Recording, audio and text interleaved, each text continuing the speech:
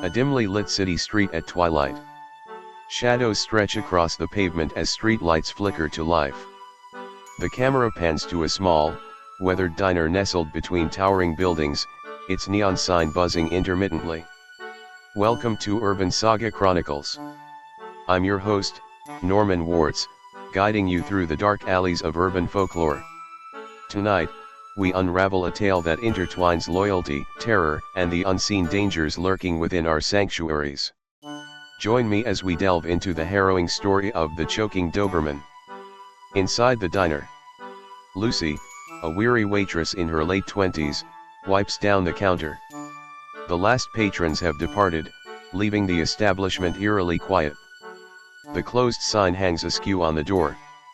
Meet Lucy, a dedicated waitress whose nights are spent serving others, her only solace found in the companionship of her loyal Doberman, Max.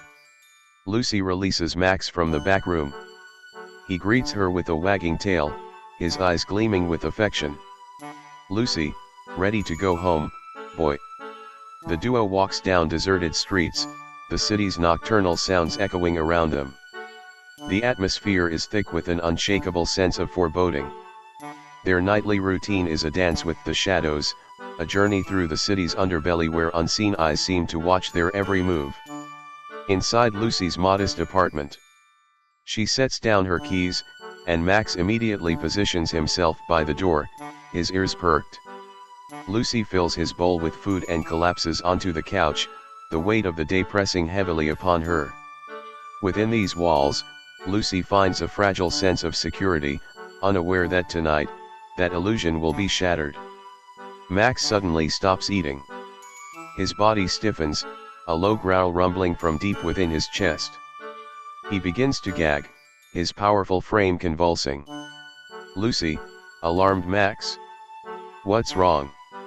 Max collapses, his breathing labored. Panic surges through Lucy as she rushes to his side, her hands trembling. Host, voiceover in an instant, the familiar turns foreign. The protector becomes the afflicted. Lucy fumbles for her phone, dialing the emergency vet clinic.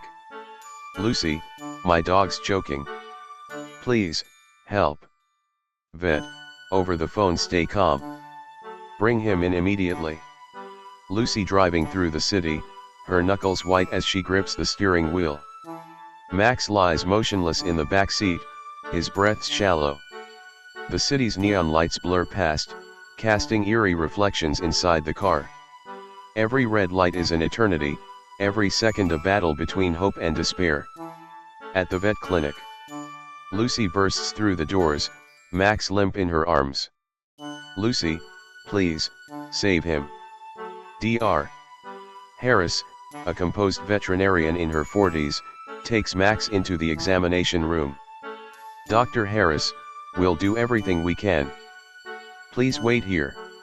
Lucy sits alone in the sterile waiting room, the ticking clock amplifying her anxiety. The walls seem to close in, the fluorescent lights casting cold shadows. Isolation breeds fear. In the silence, dark thoughts fester. Dr. Harris emerges, her face a mask of professionalism, yet her eyes betray a hint of unease. Dr. Harris, we stabilized Max. He was choking on something lodged in his throat. Lucy, what was it? Dr. Harris holds up a small evidence bag. Inside, a severed human finger, the flesh pale and lifeless, the nail chipped and dirty. Dr. Harris, this. Lucy's eyes widen, her breath catches. The room spins as reality fractures. A grotesque token, a macabre puzzle piece that doesn't fit. Lucy, whispering how did that get in Max's throat? Dr. Harris, I don't know. But you need to contact the authorities immediately. Lucy, her hands shaking, dials 911. Her voice is barely audible as she relays the events. Lucy, I think there's been an intruder. My dog, he choked on a human finger. Police officers arrive at Lucy's apartment, their presence both reassuring and ominous. Flashlights pierce the darkness, illuminating the mundane turned sinister. The sanctity of home violated, the familiar now alien. An officer discovers a trail of blood droplets leading down the hallway. The crimson path ends at the slightly ajar bedroom closet door. He signals to his partner, and together they approach, weapons drawn.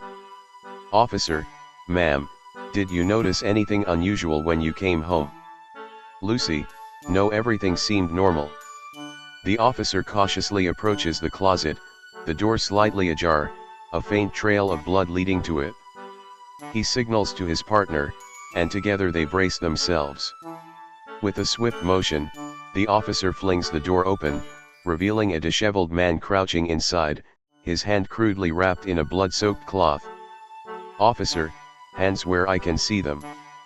"Slowly step out of the closet." The intruder complies, his face contorted in pain, sweat dripping from his brow. The cloth falls away, exposing a gruesome sight: 3 fingers missing from his left hand, the stumps raw and bleeding. The horrifying puzzle pieces fall into place. The fingers extracted from Max's throat belong to this man, the very intruder who sought to violate the sanctity of Lucy's home. Lucy stands frozen, her eyes locked on the scene unfolding before her. A wave of nausea washes over her as the reality of the night's events crashes down. "Ma'am, it appears your dog thwarted a burglary attempt. If not for Max, this could have ended much differently." Max, now resting on the floor, lifts his head weakly, his eyes meeting Lucy's. Despite his ordeal, a faint wag of his tail conveys his unwavering devotion. In the face of imminent danger, Max's loyalty and bravery not only protected his owner but also led to the apprehension of a criminal. The bond between human and canine proves once more to be a formidable force against the darkness that lurks within our world. The camera pans out from the apartment, the flashing red and blue lights of the police cars illuminating the night. Lucy kneels beside Max, whispering words of gratitude and love, as the weight of the night's terror slowly lifts, replaced by an unbreakable bond forged in the crucible of fear and courage. Join us next time on Urban Saga Chronicles as we continue to explore the myths and stories that haunt our collective consciousness. Until then, remember that sometimes, our greatest protectors come in the form of loyal companions, ever vigilant against the unseen threats that lie in wait.